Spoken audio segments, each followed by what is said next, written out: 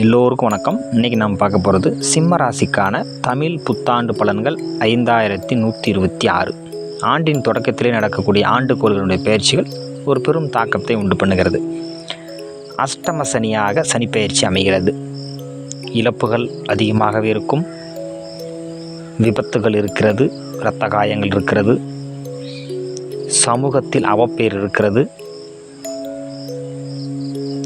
பொருள் களவு போதல் என்பதை காட்டுகிறது.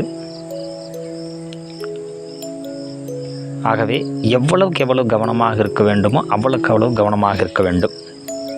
குரு பெயர்ச்சி 11 நடக்கிறது, அதாவது லாப குருவாக நடக்கிறது.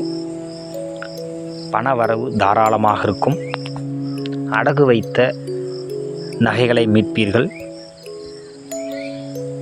ஏதாவது லோன் எடுத்திருந்தீங்க, housing loan, personal loan, car loan, இந்த மாதிரி அதை எடுத்திருந்தீங்கன்னா விரைவில் அடைக்கக்கூடிய நிலைகள் உருவாகிறது.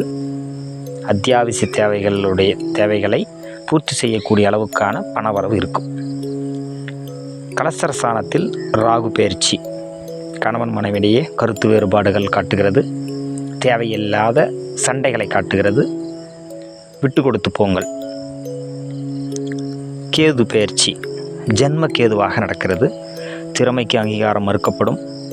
மனம் ஒரு நிலையில் இருக்காது. எந்நேரமும் சஞ்சலத்துடன் இருக்கும்.